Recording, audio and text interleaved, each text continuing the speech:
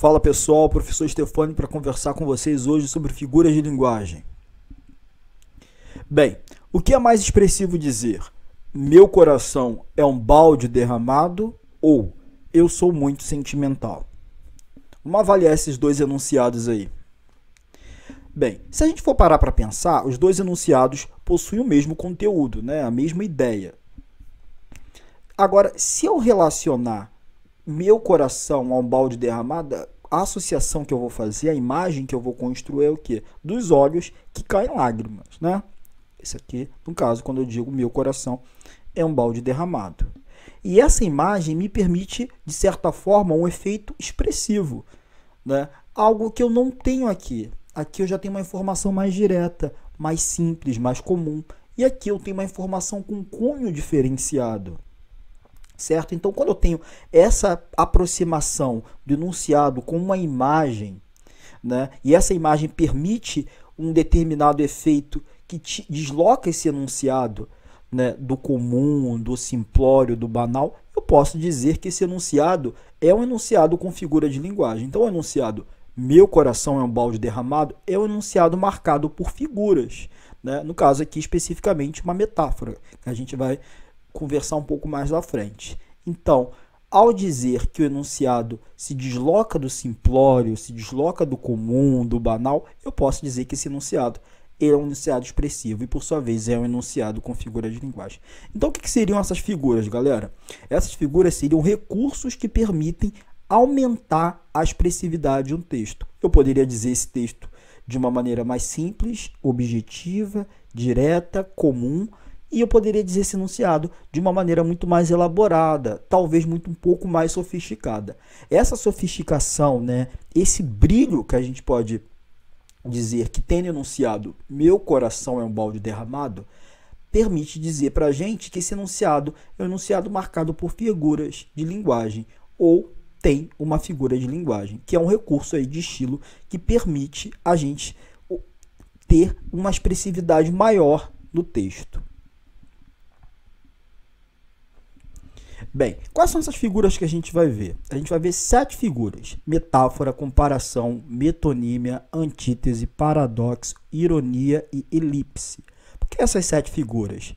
Essas 7 figuras foram as que mais apareceram nos exames da UERJ, do Enem e do CEDERJ. Então, bora começar. Metáfora. A metáfora, a gente vai falar que ela é uma analogia implícita. Maria é uma flor. Nosso amor é uma chama. Bem, o que eu tenho aqui? Eu estou aproximando a ideia de Maria à flor. Ambas são delicadas, cheirosa, bonita. Quando eu digo nosso amor é uma chama, eu estou dizendo que nosso amor é intenso, quente, instável. Ao fazer essas aproximações, e essas aproximações são aproximações que não ocorrem diretamente, eu vou dizer que esse enunciado é uma metáfora. A gente vai entender melhor se a gente fizer uma associação com o de baixo. Vejam, Maria é como uma flor. Nosso amor é feito uma chama. Bem, o que eu percebo aí em termos de estrutura entre o primeiro enunciado de Maria é uma flor e o segundo enunciado, Maria é como uma flor? Eu percebo que nesse segundo enunciado aqui, Maria é como uma flor, eu tenho a inserção de uma palavra, né, que a gente chama aí de elemento linguístico ou conectivo, certo? E que me faz relacionar Maria à flor diretamente, algo que eu não faço na primeira situação. Maria é uma flor. Quando eu faço assim, Maria é como uma flor, eu faço essa associação mais direta, né? Eu faço essa analogia mais explícita, por conta do elemento que marca isso, né? A aproximação entre Maria e flor.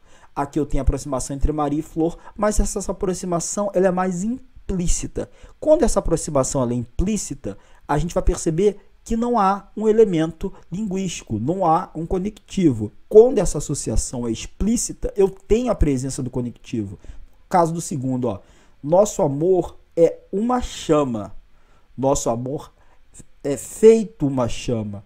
Vejam que eu tenho o feito para poder fazer a aproximação entre amor e chama. Deixar isso visível para o leitor, né? ou deixar isso visível para quem está ouvindo esse enunciado.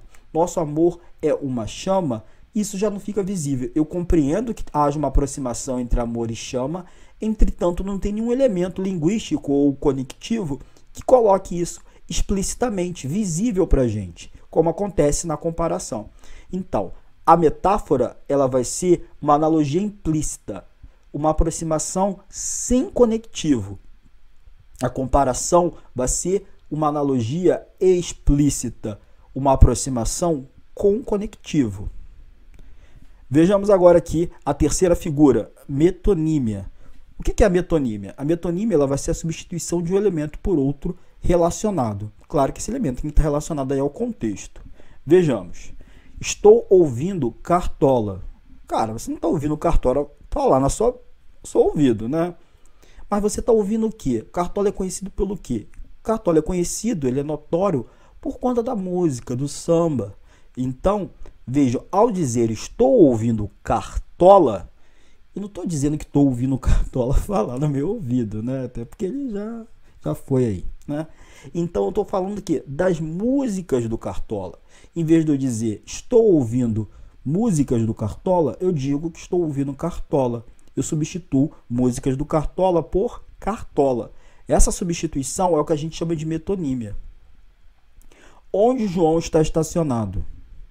Bem, João estacionado, como assim?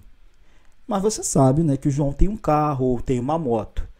Em vez de eu dizer onde está estacionado o carro do João, eu digo o quê? Onde João está estacionado. Nesse caso aqui, eu também tenho uma substituição de um elemento por outro. Aqui a gente está falando de metonímia. Mais um exemplo de metonímia aí. Comi 3 pratos. Pratos, não necessariamente você pegou o prato e colocou na boca, até porque não vai rolar muito, né? Vejam que a gente tem aqui o que, galera? A gente tem prato, não prato propriamente dito, mas o conteúdo desse prato. A macarronada, a feijoada, a lasanha. Então, em vez de eu dizer comi, sei lá, 3 pratos de lasanha, eu falo comi 3 pratos, certo? Comi 3 pratos de macarronada, eu falo comi 3 pratos. Então, a gente tem aqui metonímia. Próxima figura de linguagem, antítese. O que seria antítese? A antítese seria a figura em que eu faço a aproximação de contrários que se alternam. Vejamos. De repente, o dia virou noite. Reparem que há uma alternância entre dia e noite. E a palavra dia e a palavra noite são palavras que exprimem o quê? Informações contrárias ou opostas, né? No nosso senso comum, nas nossas vivências aí sociais. Geralmente a gente associa dia a um determinado momento, ao claro, e a noite ao escuro. Então, geralmente a gente associa aí nosso universo biosocial, nosso universo antropocultural, a gente associa dia e noite a coisas opostas. E a antítese ela vai marcar justamente isso, essa aproximação de contrários. Só que acontecem em momentos diferentes, ou seja, eles se alternam. Essa é a marca da antítese. Ficou dividido entre a felicidade e a melancolia. Mais um exemplo de antítese. Vejam, ele não ficou as duas coisas ao mesmo tempo. Em um determinado momento ele estava feliz e no outro determinado momento ele estava melancólico. Vejam que felicidade e melancolia a gente entende como informações contrárias, né? Como elementos ou palavras que indicam coisas opostas. Então, felicidade é um momento, melancólico é um outro momento. A gente tem uma antítese aí, ou seja, quando se tem a aproximação de duas coisas contrárias que se alternam.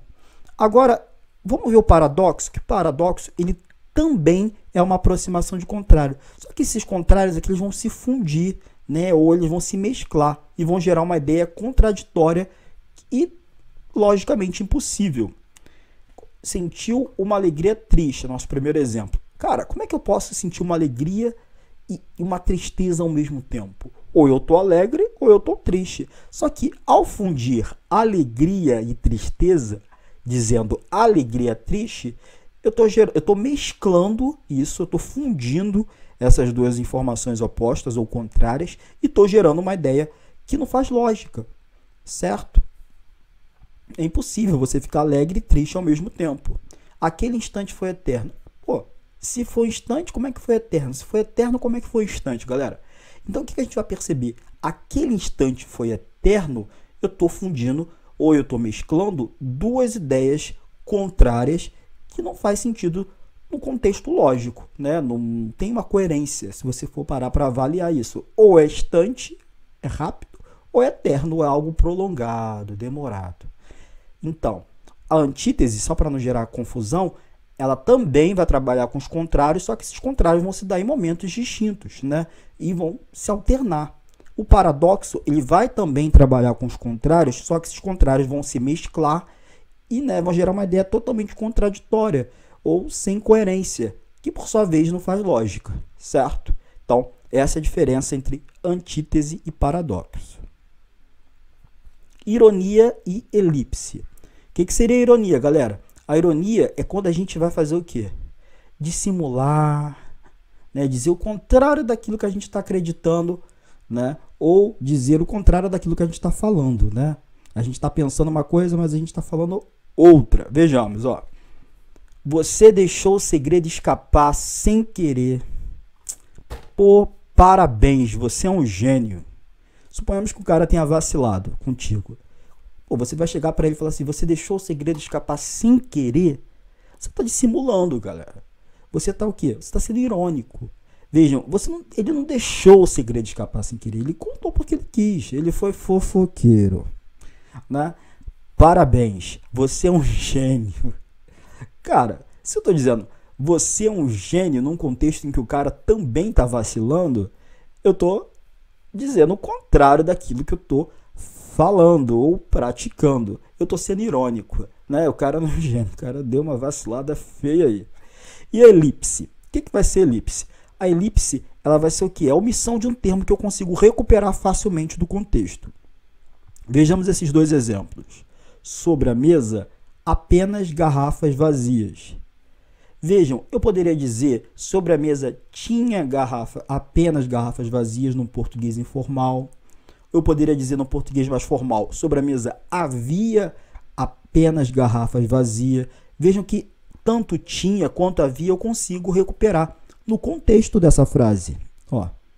Também poderia dizer assim, ó, sobre a mesa estavam apenas garrafas vazias, né? Então reparem que esse termo ele não está aqui entre mesa e apenas, mas eu consigo recuperar do contexto e da situação.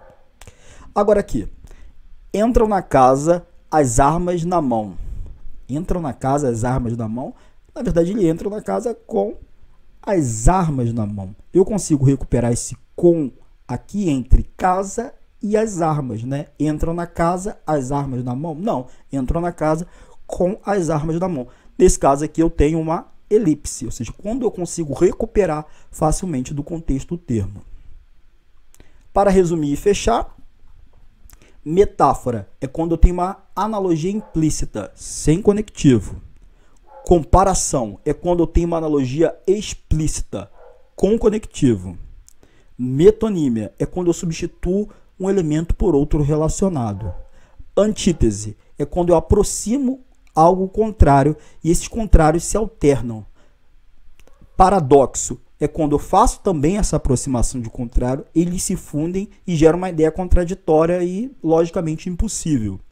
E ironia é dizer o contrário daquilo que se acredita, né? Daquilo que se fala, meio que dissimulo aquilo que eu estou falando. E elipse é quando tem uma omissão de um termo facilmente recuperável no contexto. Abraços e até a próxima.